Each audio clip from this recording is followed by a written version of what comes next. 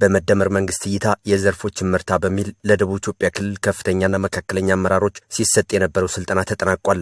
አመራሩም መፍጠንና መዝለልን ተግባራዊ በማድረግ ለህዝብና መንግስት ተጠቃሚነት ሊሰራ እንደሚገባ በዕለቱ ማጠቃለያና የሥራ መመሪያ የሰጡት ርዕሰ መስተዳድር ጥላሁን ከበደ አመላክተዋል። ለፓርቲና ለመንግስት ጥንካሬም የአመራሩ ሚና ከፍ ያለ ስለመሆኑ አቶ ጥላሁን አብራርተዋል።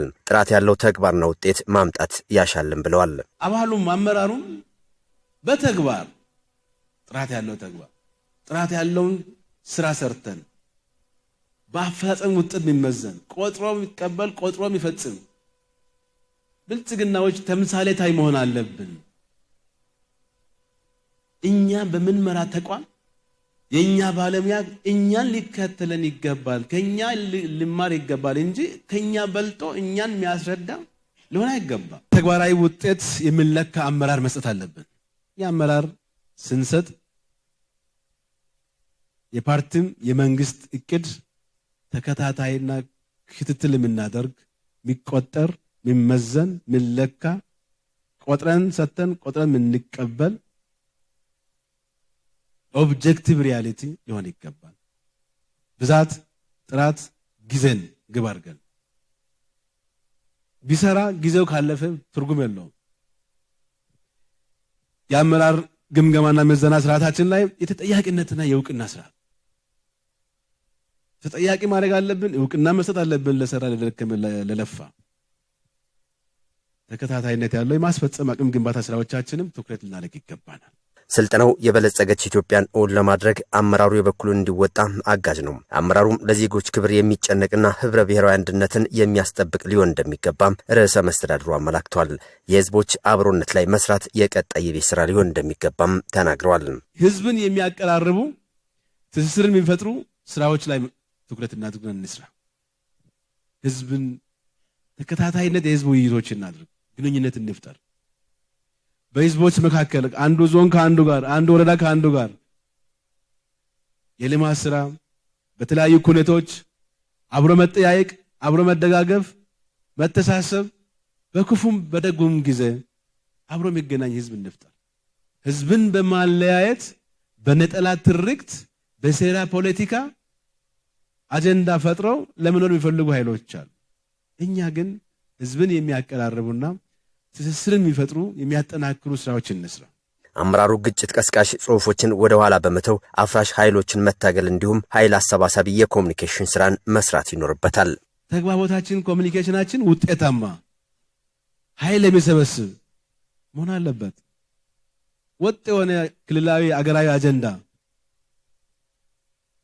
ምናበብ ምመጋገብ መልእክት ከፓርቲ ሄድኳርተር ከክልል ወደ ዞን ወጥነት ባለው ከስሜት ኮርኳሪና ጥላቻ ቀስቃሽ መልእክቶች መታቀብ አለብን። አንዱን አካባቢ ወይ አንዱን ወረዳ ወይ አንዱን ዞን የጠቀመ ይመስል አንዱን ሊያባላ የሚፈልግ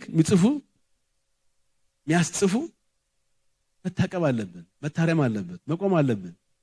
አንድ ከሆንን የትኛው አካባቢ ላይ የሚነሳ መጥፎ ነገር ነው ይሄ ነገር ልክ አይደለም ብሎ የሚታገል ሰው የአፍራሽ ኃይሎች የሚዲያ ዘመቻ በጋራ መመከት አለብን።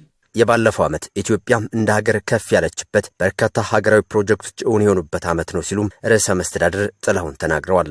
ይህን አጠናክሮ ማስቀጠልና ህዝብ ለህዝብ የሚያቀራርቡ ተግባራት ላይ ማተኮር ከአመራሩ እንደሚጠበቅም አመላክቷል። ጸጋን በአግባቡ መጠቀም ላይ ያሉ ክፍተቶችም መታረም ይኖርባቸዋል ተብሏል። ጸጋን ከመጠቀም አኳያ ከአቅም በታች ነው የምንሰራው።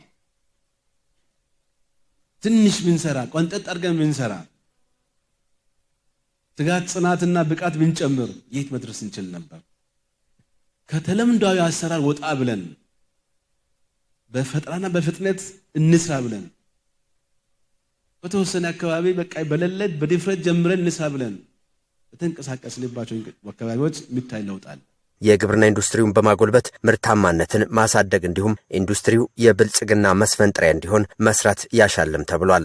አገልግሎት አሰጣጥን ማዘመንና የማዘጋጃ ቤታዊ ገቢን አሟጦ መጠቀም ላይ ቀሪ ስራዎች መታረም ይኖርባቸዋልም ብለዋል ርዕሰ መስተዳድሩም። ለምርታ መትጋትም እንደሚያስፈልግ ነው ያመላከቱት። እየተሳሳትንም ቢሆን ብዙ ሰርተን ከዛ ውስጥ ነው ስለ ጥራት የምናወራ። ካልሞከር ነው አንሰራው። ኢኒሼቲቮችን መሞከር አለብን። በየከተማው ለውጥ ማምጣት የሚያስችል ኢኒሼቲቮችን ኮሪደር ልማት፣ ስራ ዕድል ፈጠራ፣ የተለያዩ የልማት ትሩፋት፣ የተለያዩ ስራዎችን እንጀምር፣ እንሞክር፣ እናንቀሳቅስ።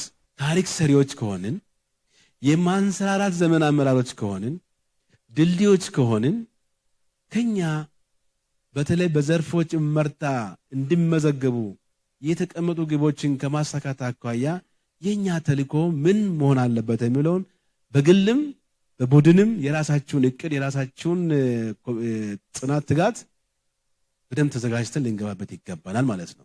አመራሩ አርቆ ማየትና አልቆ መስራትን መርሆ አድርጎ ክልሉ የብልጽግና ተምሳሌት እንዲሆን ሊሰራ ይገባልም ሲሉ መልእክት አስተላልፈዋል።